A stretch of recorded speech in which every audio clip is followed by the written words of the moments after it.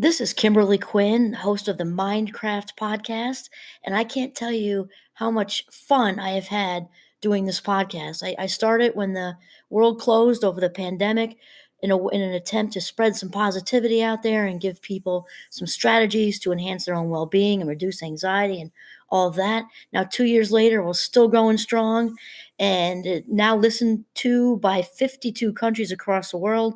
And I've even helped some of my students get going with their own podcasts. It's super easy to do. And I'll tell you, if you haven't heard about Anchor by Spotify, it is the easiest way to make a podcast with everything you need all in one place. I'll just explain for you. Anchor has tools that allow you to record and edit your podcast right from your phone or computer. When hosting on Anchor, you can distribute your podcast on listening platforms like Spotify, Apple Podcasts, and more. It's everything you need to make a podcast in one place. And best of all, Anchor is totally free.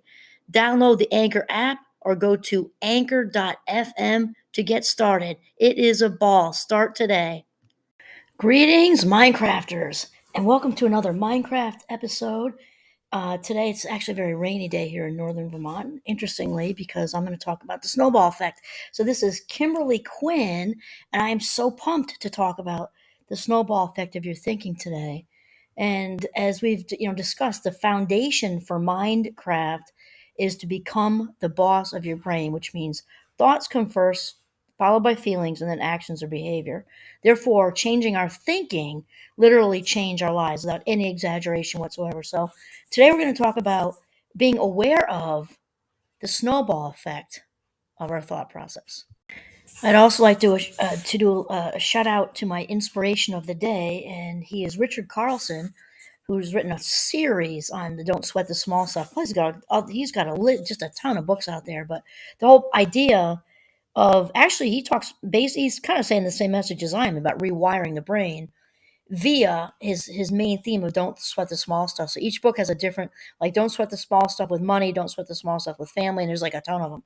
So anyway, I was just sort of perusing today, and of course it grabbed me because the snowball effect, and obviously I'm into the whole cognitive psychology scene, changing our thinking to change our lives. And so this is very, very important to realize when we're sort of under thought attack. It's very important to be hyper vigilant of when that is going on in the cabeza. So really, this is a great strategy for inner peace for sure, because we can become aware of how quickly our negative and sometimes insecure thoughts can spiral out of control. We have a chance to stop them before they pick up that, like, snowball thing, big and heavy, wet at this time of year in March, and just getting bigger and heavier, rolling down the hill. And Richard actually asks us, he says, have you ever noticed how uptight you feel when you're caught up in your thinking? And to top it off, the more absorbed you get in the details of whatever it is upsetting you, the worse you feel. One thought leads to another and yet another, until at some point you become incredibly agitated. In fact, there's something out there that has to do with 17 seconds for a negative thought, and I honestly don't know who to give credit to for that. So many people talk about it. My dear friend Oprah, of course, she doesn't know, but I hope to meet her someday. She's talked about it, but lots of people talk about it. So there's like a 17-second window for that negative thought, which umbrellas the rest of the emotions, right? Insecure thinking, the what if, all that kind of thinking. It's 17 seconds before it kind of takes hold of us. So there's like a window where it's easier to derail that negative thought. Once it hits 17 seconds, it sticks to us like super glue. So that's just sort of important to, be aware of while we're having this talk. And obviously we can rewire the brain. It's never too late for that. It enters into a zone where it's much more difficult. That's sort of the point. And so Richard gives us an example. He says, you might wake up in the middle of the night and remember a phone call that needs to be made the following day. Then, rather than feeling relieved that you remembered such an important call, you start thinking about everything else you have to do tomorrow. You start rehearsing a probable conversation with your boss, getting yourself even more upset. Pretty soon you think to yourself, I can't believe how busy I am. I must make 50 phone calls a day. When I first read that today, I thought, wow, because these books were written a little bit ago. I think that's all accurate with the phone calls. I think now it's gotten even more. That's picked up even more momentum because people, definitely young adults, rarely call anybody, but it's they're all doing rapid fire texting back and forth, and how I think this is even more invasive and overwhelming. Actually, overwhelming would be a good word because I know that my own Minecrafters talk about being overwhelmed. It's a word they use literally almost daily, and it's because they're 24/7. They feel this pressure to be connected. So with what we're talking about, translate the phone calls for our seasoned adults, and which is still a texting thing, but it's like keeping up, trying to keep up with those texts and also emails with the season crew. It just kind of takes on a life of its own, and we can the thought attack can have us feeling overwhelmed pretty instantaneously and thinking that we're the busiest people on this earth. And then we can, start to pick up that tight feeling in the chest, that, "Oh, no," that all that, "Oh my godding, and how am I gonna get it all done? There's only 24 hours in a day, and we have to fit sleep in there someplace." And then we can get Richard says he'll say, we ask ourselves, "Whose life is this anyway?" And on it goes until you're feeling sorry for yourself. And then what we do too, because thoughts the overwhelming thinking, insecure thinking, over busy thinking leads to the over busy feeling, the overwhelmed feeling. And also then we begin the action follows the feeling, right? So thoughts, feelings, and action behavior. Then many of us start talking about it externally about how busy we are, how busy we are. And that, if you've been on the other side of that, listening to someone else talk about how busy they are, it's actually pretty annoying. It's not really very enjoyable to be around someone who's talking about how busy they are. And it's a waste of life minutes to talk about how busy you are, because meanwhile, while you're talking about how busy you are, you could be actually doing things to alleviate how busy you are. It's kind of like a cycle. And it is irritating as heck, because when other people talk about how busy they are, it seems, of course, we don't know what's in their head without asking them. It seems like there's the assumption that they're busier than us. And that has us thinking like, who the heck are you? You don't even know my life. You're just the one whining about yours. There you go. So basically, for when we're unaware of the snowball effect, when we're under a thought attack, there's really, sort of no way to tell how long it can go on, because it picks up momentum.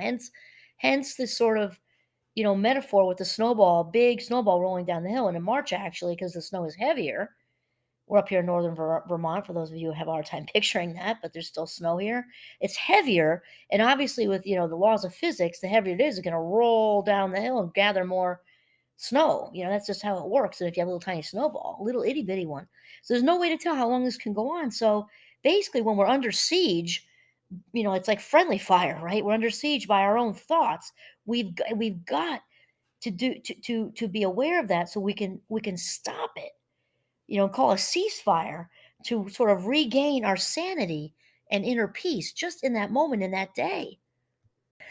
So basically, for when we're unaware of the snowball effect, when we're under a thought attack, there's really, sort of no way to tell how long it can go on, because it picks up momentum.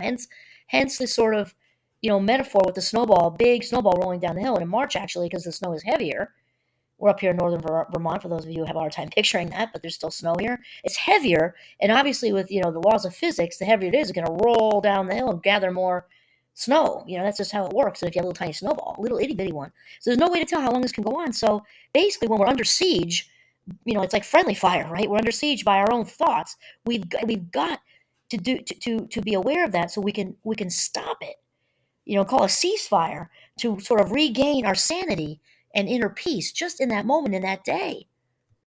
So what many people don't get when they're under, a friendly fire thought attack by your own thoughts, is that this has us, we actually, these become a pattern if we keep letting the feedback loop go on and on and on, which means that we're rehearsing whatever that thought is as a feeling. Now that's when this the 17-second thing, okay? We start rehearsing feeling overwhelmed. The brain then gets used to what it's like to feeling overwhelmed, because the brain likes patterns, and then invites more overwhelmed. That's just how it goes.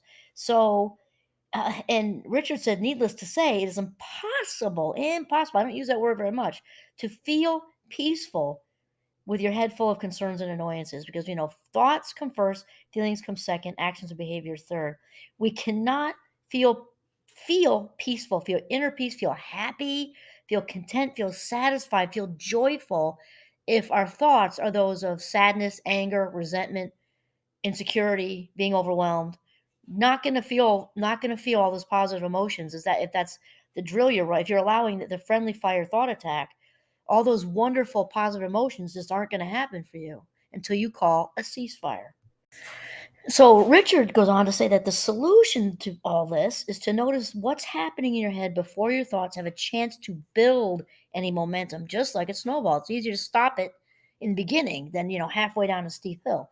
He said, before your thoughts have a chance to build momentum, the sooner you catch yourself in the act of building your mental snowball, the easier it is to stop.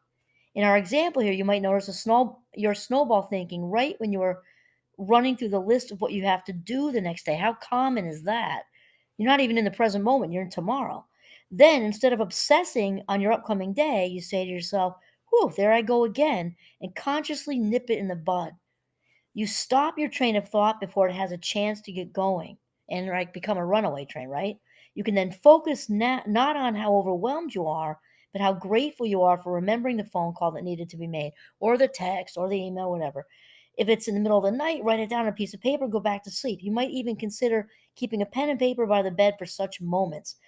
And just in reality, that's like the whole sleeping thing. But we need to really be conscious of the thoughts rolling through our heads anyway, because this is, if we're going to make any kind of real life changes, we've got to be aware of what we're thinking. We talked about this in several videos recently, that the thoughts are the precursors to our beliefs, which are locked in the vault of the unconscious. And not any life change is going to happen if the hard drive stays locked in those belief systems. And 96% roughly of what we say and do every single day of our lives is coming from the unconscious. So the thoughts lead to the beliefs that are locked in the hard drive. So that is another big reason to stop the snowball from rolling down the hill.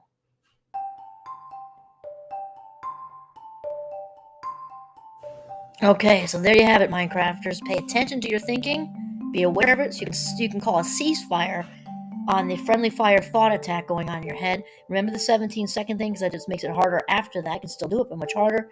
And that's it.